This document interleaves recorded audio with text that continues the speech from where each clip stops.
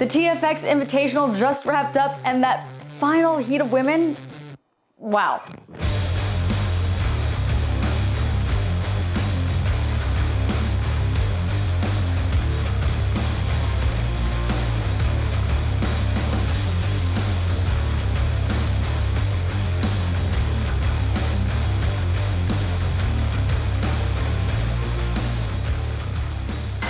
To the bar.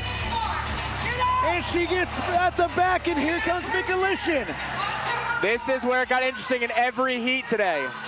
Hannah Black's regripping. Olivia Kerstetter is now in the lead. Gets her first rep. McAlishan gets hers, and Hannah Black fails again. 2 more men and 2 more women have punched their tickets to the CrossFit Games.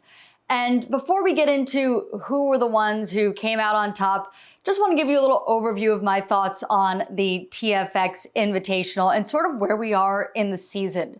So it's getting a little bit interesting to reflect on what we're seeing. So as we've got deeper into the season, these fields at the semifinals have changed quite a bit.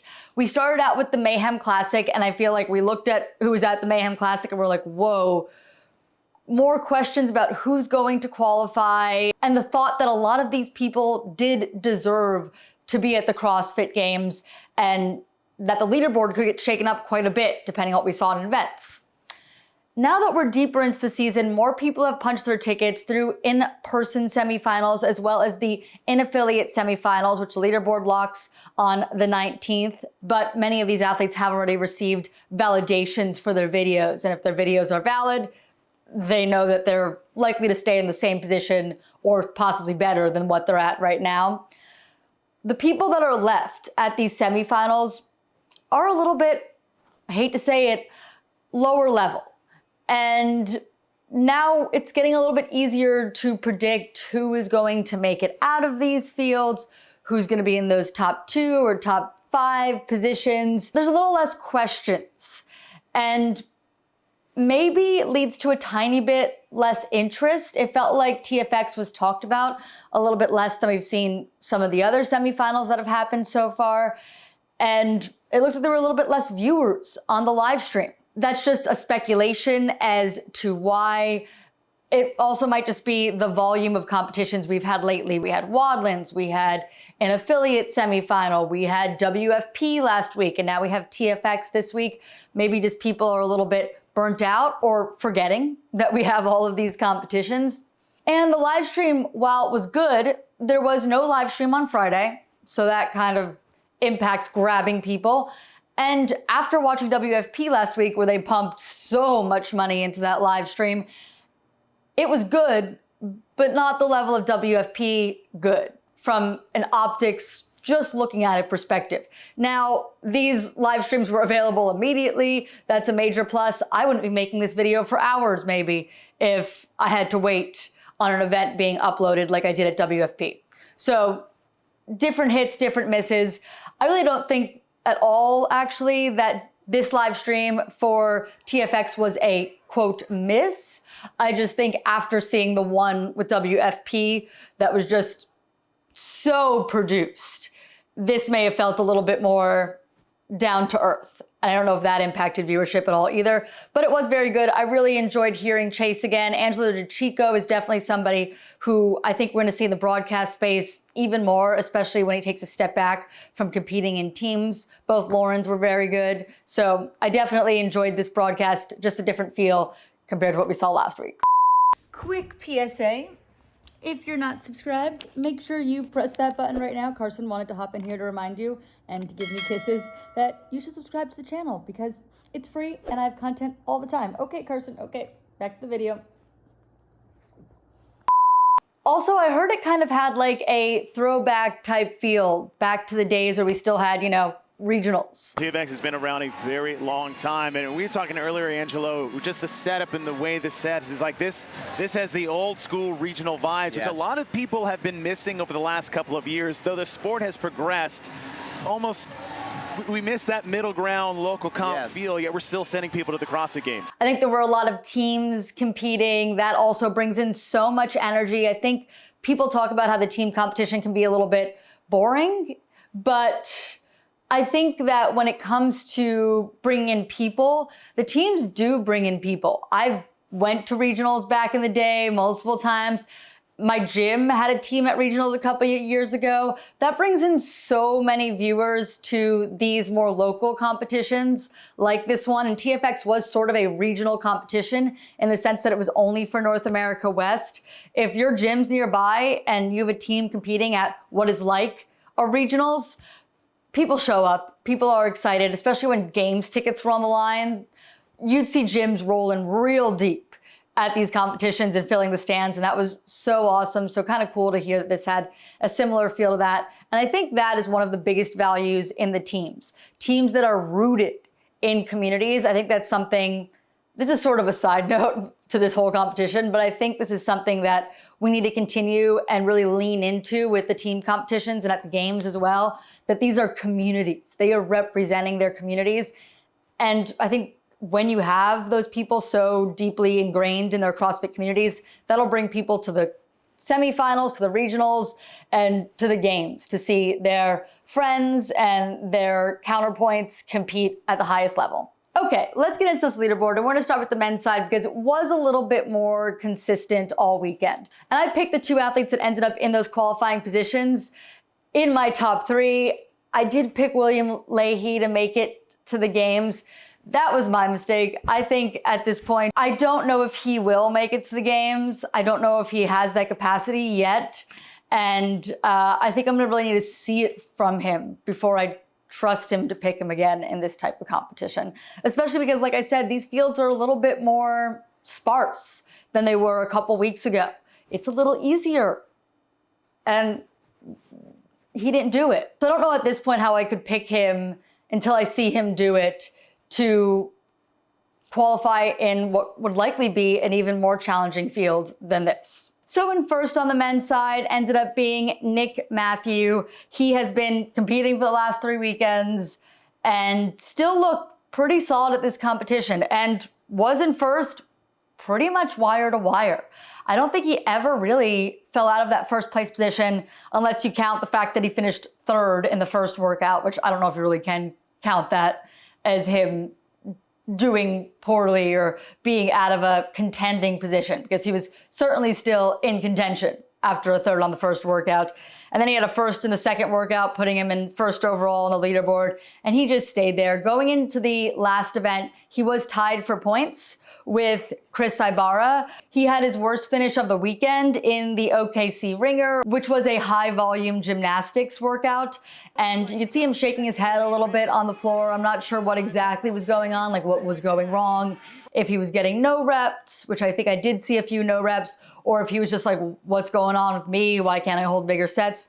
Not 100% sure, but he was definitely struggling a little bit more than he expected, than we may have expected him to be. So he did end up tied going into that final event, but he ended up winning the whole thing by 11 points. So close, but he was really leading the way the entire weekend. Never really relinquished that top game spot. I had picked him to win this, and he did that. In second was Chris Ibarra. I picked him to finish third because I did choose William Leahy, but I did think Chris Ibarra had the capacity to be in the top two. I just put him right outside. When I'm picking someone to be in third, I definitely think they can make it. That's not very far out. But he did it. He was in second for the majority of the weekend. Not quite all of it. He wasn't in second after day one, but had some pretty solid finishes overall.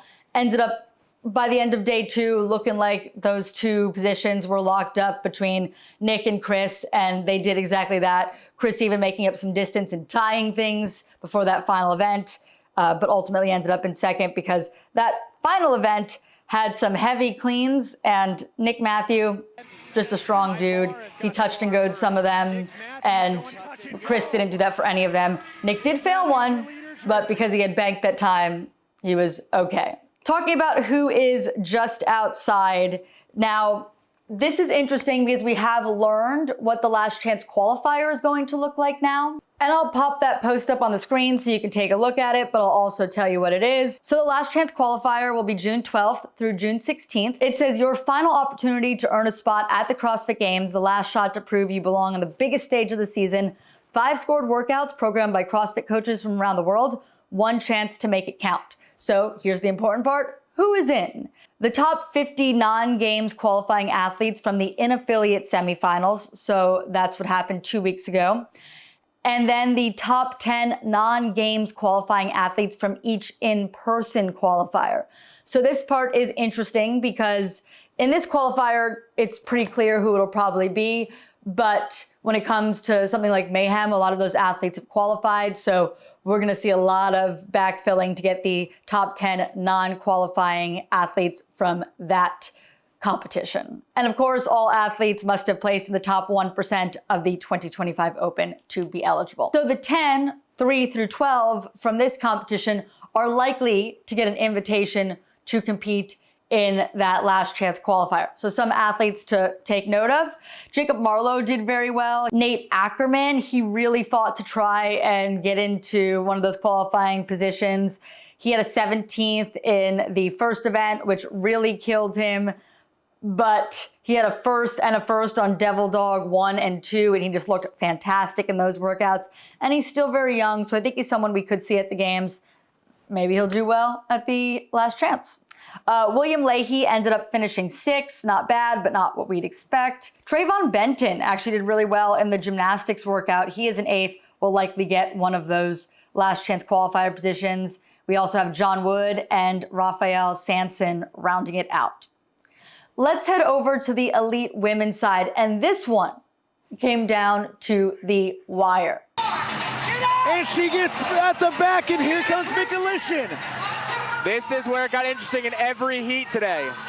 Hannah Black's regripping. Olivia Kerstetter Is now in the lead. gets her first rep. Mikulishin gets hers, and Hannah Black fails again. So going into the final event, the second and third place position athletes were 3 points separating them, which is how much separates athletes in one event. And we just didn't know what was going to happen. And this event looked good for both of them, but especially the person who ended up in third.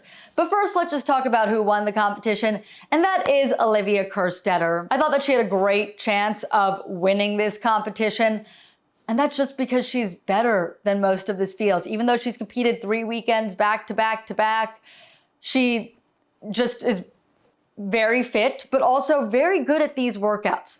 These workouts were short, a lot of them were heavy. This lended itself to an Olivia Kerstetter type athlete. We had that one long event, which was the 10-5 event. That was event 1.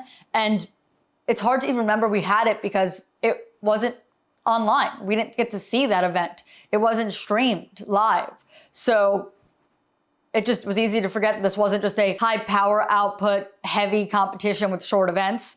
But she did really well in that long one too. She finished first in that. So Olivia showing that she can do well among different domains. And I think we all thought that this was going to be hers, Olivia Kerstetter's, and she was going to take it. She was in first the entire competition. There was a total of 700 points available. She had 682. That's a very high number. She only missed out on 18 points. Easy win for Olivia Kerstetter. Back to the CrossFit Games, only 19 years old. Be cool to see what she can do over the years. I also think that she's looking super fit. Like she looks very confident in herself. She looks strong and lean. We're gonna have to keep an eye on her at the games this year. I think she's going to continue to improve. And she had just missed out on an opportunity to qualify through the in-affiliate semifinals, and that seemed to fire her up. How much fire has been lit in you after so narrowly missing out on the in-affiliate semifinals? Oh yeah, there's no motivation like that, especially the way that I missed out getting a penalty. So in second, and this was the contended position and the one that changed throughout the weekends, it ended up being Sydney Mikulishin. So both Olivia and Sydney were the 2 people I had picked to qualify through this competition, and they did. It's what I mean when I say I think it's getting a little bit easier to pick who's going to qualify because the fields are a little bit less strong.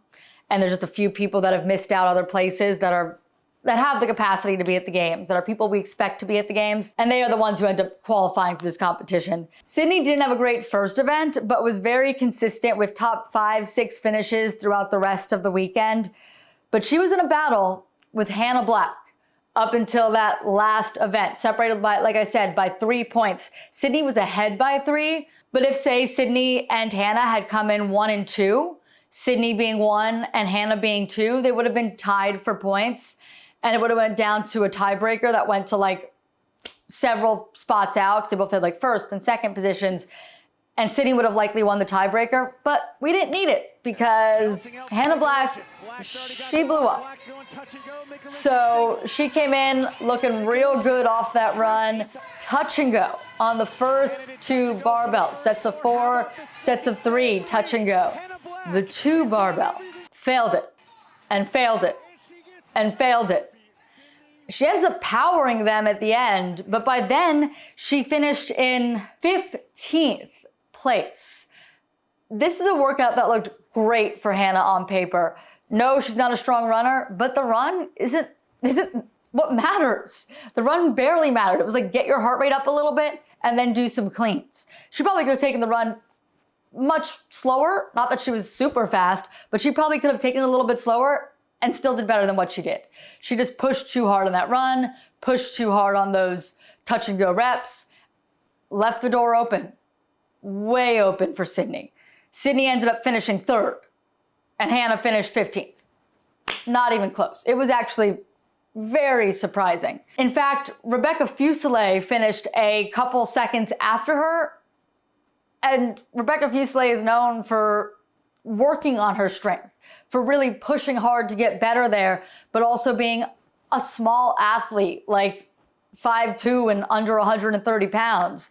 And she still was able to do almost as well as Hannah was. Hannah, who is known for her strength and can snatch more than the weight we saw for the final barbell in this workout, which was 215 for the women. But it did make it exciting. I really thought Hannah Black had this, and kind of like the air went out of the arena, or at least out of my apartment when she started to fail those reps. So let's talk about who's possibly going to get those last chance qualifier positions and who is just outside.